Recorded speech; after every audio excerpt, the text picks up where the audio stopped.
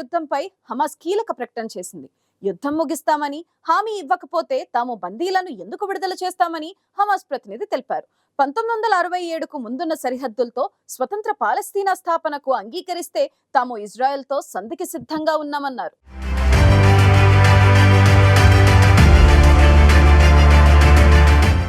Hamas ఉగ్రవాదుల ఏరివేతే లక్ష్యంగా Israel గాజాపై దాడులు చేస్తోంది. హమాస్పై ఇజ్రాయెల్ యుద్ధం ప్రారంభించి దాదాపు 7 నెలలు గడుస్తోంది.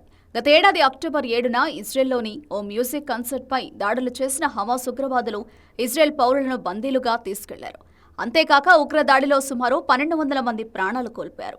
అయితే ఒక్కసారిగా జరిగిన దాడితో షాక్ అయిన ఇజ్రాయెల్ వెంటనే తేరుకుని హమాస్పై యుద్ధం ప్రకటించింది. అప్పటి నుంచి గాజాలో తలదాచుకుంటున్న హమాస్ ఉగ్రవాదుల కోసం దాడులు చేస్తోంది. అయితే ఇజ్రాయెల్ చేస్తున్న దాడులతో గాజా మరో భూమిగా మారింది. ఇప్పటి వరకు ఇజ్రాయెల్ సృష్టిస్తున్న మారణ హోమంలో 34,000 మందికి పైగా మృతి చెందారు.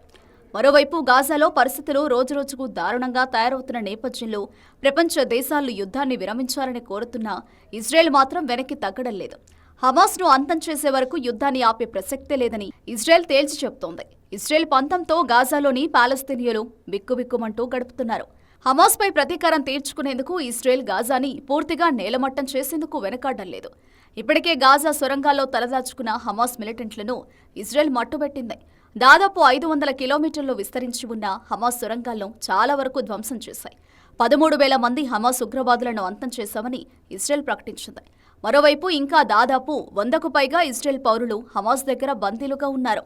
గురూజీ రామ్ నారాయణ్ జీ ప్రపంచ ప్రఖ్యాత జ్యోతిష్యులు ఇప్పుడు మన హైదరాబాద్ లో ఎటువంటి సమస్యలకైనా తక్షణ పరిష్కారం చేయబడును. సంప్రదించండి 96651137 9000004357.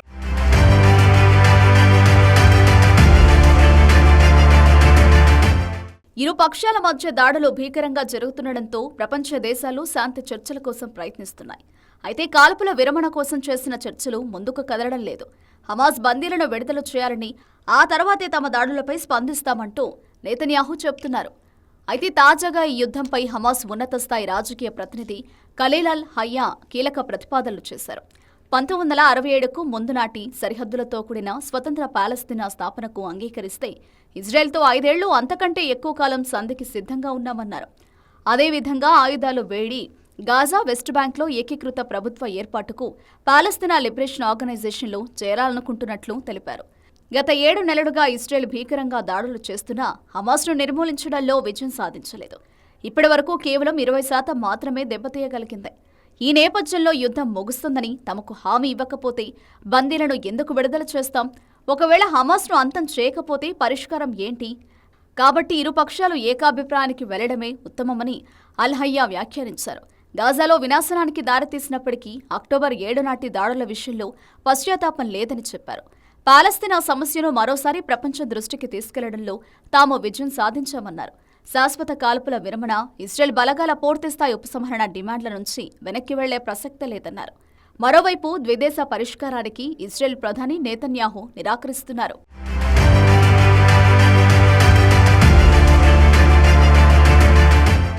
ఇకపై గాజా తమ దేశానికి ఎప్పుడు ముప్పుగా ఉండకూడదనే ఉద్దేశంతో ఇజ్రాయెల్ ప్రధాని నెతన్యాహు యుద్ధానికి విరామం ప్రకటించకుండా దాడులు కొనసాగిస్తున్నారు. యుద్ధంలో పౌరులు ప్రాణాలు కోల్పోతున్నా నెతన్యాహు మాత్రం యుద్ధాన్ని కొనసాగిస్తూనే ఉన్నారు. మరోవైపు ఇజ్రాయెల్ హమాస్ మధ్య శాంతి కోసం ప్రపంచ దేశాలు కృషి చేస్తున్నాయి. హమాస్ దగ్గర బందీలుగా ఉన్న వారిని విడుదల చేసేలా చర్చలు జరిపాయి. గతేడాదిలో జరిగిన చర్చల్లో భాగంగా 109 మందిని హమాస్ మిలిటెంట్లు విడుదల చేశారు. మరో 3 ఇజ్రాయెల్ సైన్యం రక్షించింది. అయితే బందీలుగా ఉన్న దాదాపు 36 మంది హమాస్ మిలిటెంట్లు చంపి ఉంటారని ఇజ్రాయెల్ భావిస్తోంది. గాజాలో ఇజ్రాయెల్ మారణ హోమాన్ని సృష్టిస్తుండటంతో దాదాపు 15 లక్షల మంది రఫా నగరంలో తలదాచుకుంటున్నారు. ఇప్పటి వరకు ఆ నగరం జోలికి పోని ఇజ్రాయెల్ తాజాగా అక్కడ దాడులు చేయడం ప్రారంభించింది. రఫాపై ఇజ్రాయెల్ దాడి చేస్తుండటంతో బందీలను విడుదల చేయాల్సిందిగా హమాస్కు అమెరికా సహా 18 దేశాలు విజ్ఞప్తి చేశాయి. 200 రోజులుగా బందీలుగా ఉంచుకున్న అందరినీ తక్షణం హమాస్ విడుదల చేయాలని, అందులో తమ దేశ పౌరులు ఉన్నారని తెలిపాయి. బందీలకు గాజాలోని పౌరులకు అంతర్జాతీయ చట్టాలకు అనుగుణంగా రక్షణ ఉంటుందని, బందీలను విడుదల చేస్తే తక్షణం కాల్పుల విరమణ అమల్లోకి వస్తుందని తెలిపాయి.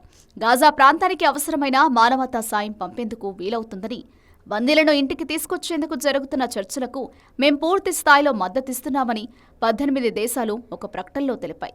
దీనిపై అమెరికా అధ్యక్షుడు బైడెన్తో పాటు Argentina, Austria, Brazil, Bulgaria, Canada, Colombia, Denmark, France, Germany, Hungary, Poland, Portugal, Romania, Serbia, Spain, Thailand, Britain దేశాలు కూడా సంతకాలు చేశాయి.